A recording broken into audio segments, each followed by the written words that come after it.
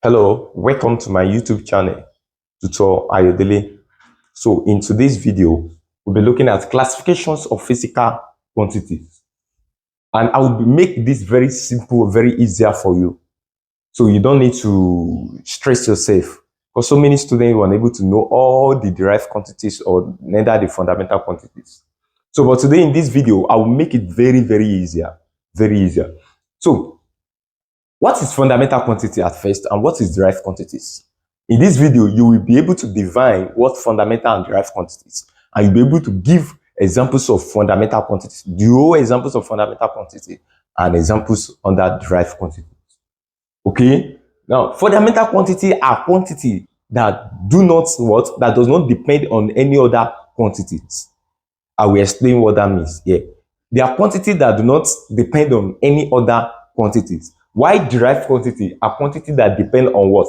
On fundamental quantities. Fundamental quantity, they are quantities that do not depend on any other quantity. Why derived quantity are quantities that depend on fundamental quantity. I will explain what that means in this video. Firstly, we have 7 fundamental quantities. All others, apart from the 7 fundamental quantities, are derived quantities. And what are the 7 fundamental quantities? I summarize them here as what? Mallet and temperature.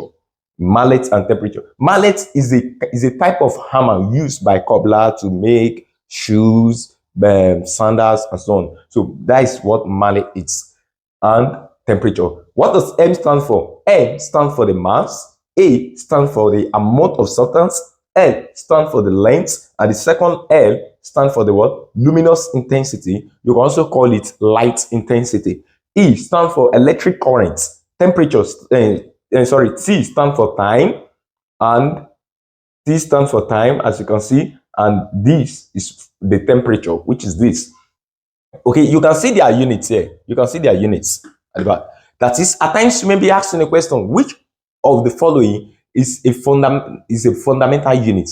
All fundamental quantities, their unit, the unit of all these fundamental quantities, which is this, they are fundamental units. Take note of that. I think that was not a wide question. I came across that question or jump. So all fundamental quantities, their units, they are also called fundamental units. And what are derived quantity examples? As I've said, that derived quantities, they depend on fundamental quantity. Well, yeah, let's look at example now. Derived quantity, I said any other unit, any other quantities apart from this, e.g. area. Talking about the area, we know area is equal to what? Length times what? Breadth.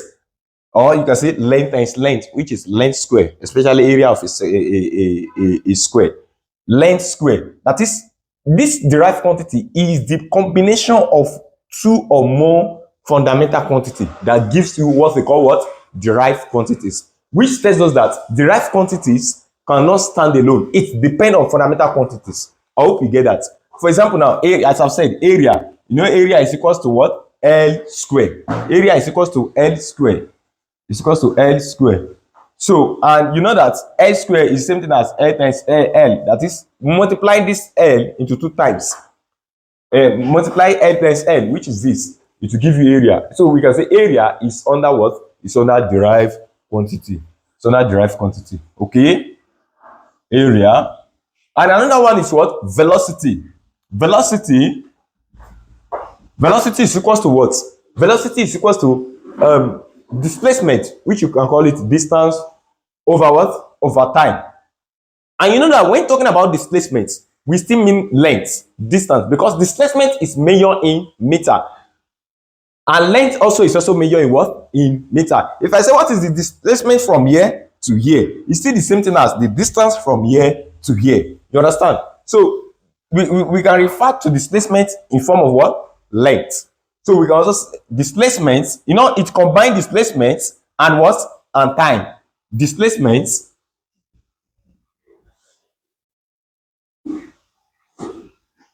over time. It combines displacement, that is length, and time together.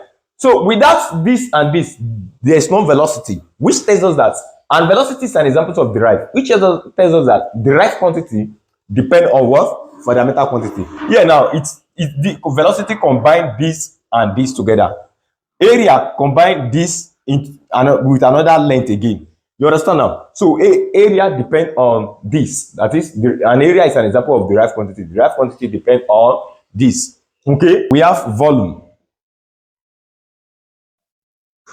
Volume is when length multiply another length with another length into 3 times. That is, that will give you what? Volume. So apart from volume, what other quantities? I mean, what other examples of derived quantity we have? We have what? Force. Apart from force, what other do we have? Pressure.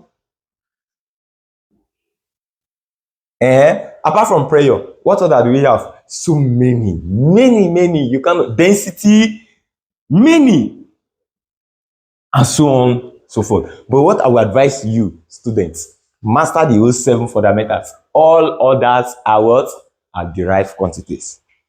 Please, if you find this video helpful, don't forget to subscribe, like, comment, share to your loved ones, and let them benefit